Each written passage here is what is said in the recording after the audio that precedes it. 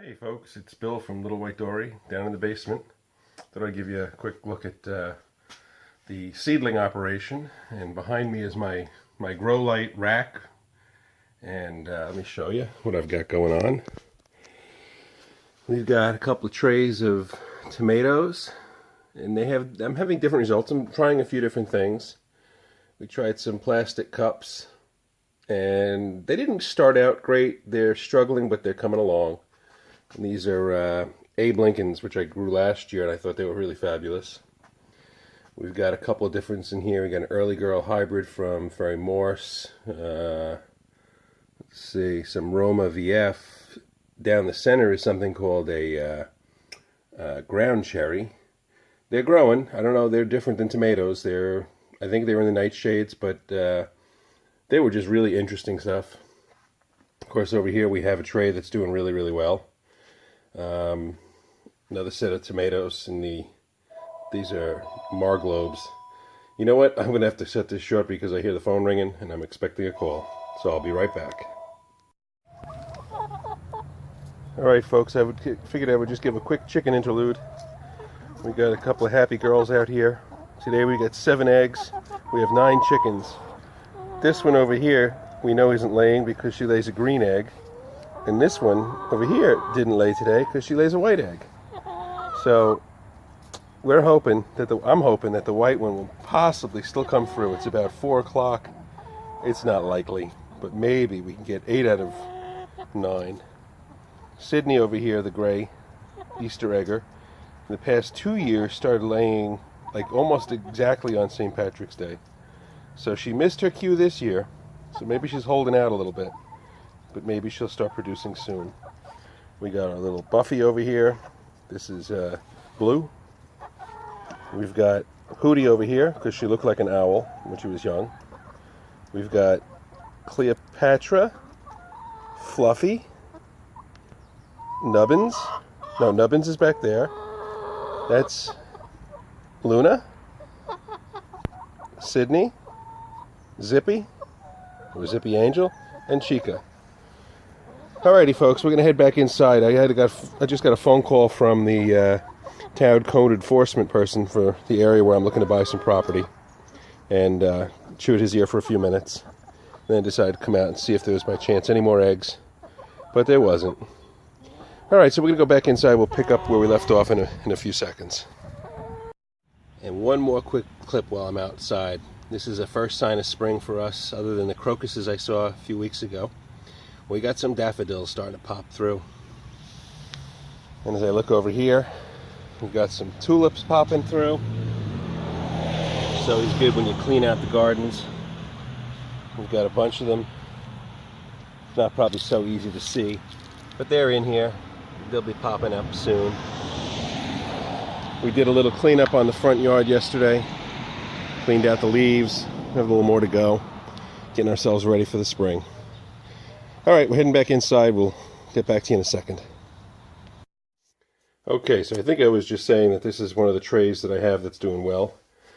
A little tricky for me to pull it out and show you, but let's see. Yeah, it picks up the red light from above. They're doing good. I'm liking that. I'll be transplanting them not too long from now. And then we have the newest set here. They were in probably 5 days ago. They're popping up nicely. We got basically all tomatoes in here. Different types, and pretty much all in the same potting soil. It's a Miracle Grow organic stuff. I'm holding this up. You can see I got 3 lights of the 3 strips of the LEDs, the multicolor.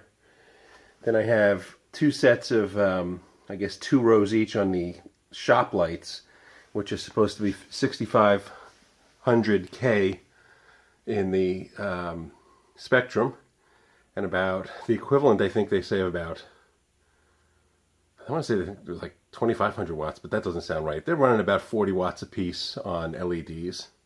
Got another set of them here. And then down here is where we have the newest starts, and we have them on these heating pads. I'm finishing the 4th tray off today, just now. But we've got these little covers. We got them started. This is a full tray of one type of tomato. I'm going to predominantly try to get tomatoes and some peppers up and running.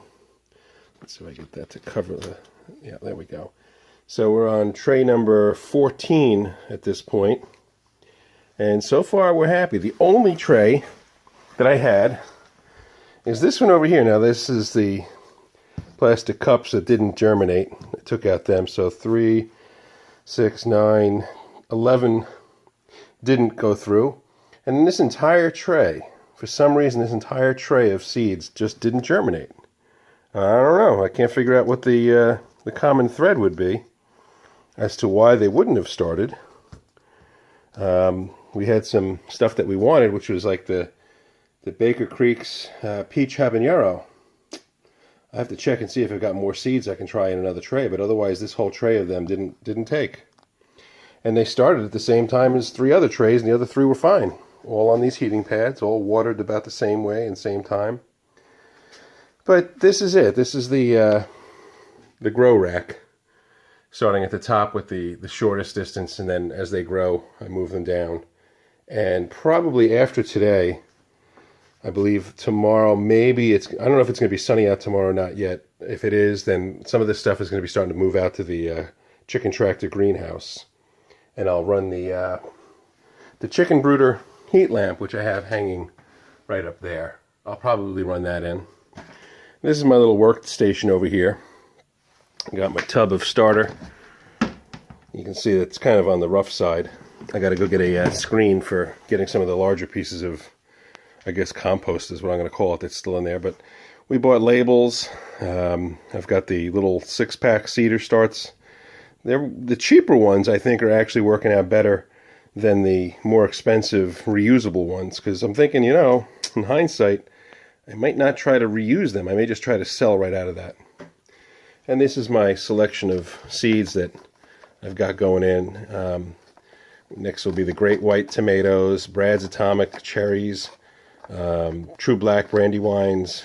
I got some peppers. I got a Carolina Reaper, the Aji or Ahi, I'm not sure how it's pronounced, Charapata, and more. I'm hoping, let me see. Yeah, there's some more peach habaneros. Let me put that up front so I get that next.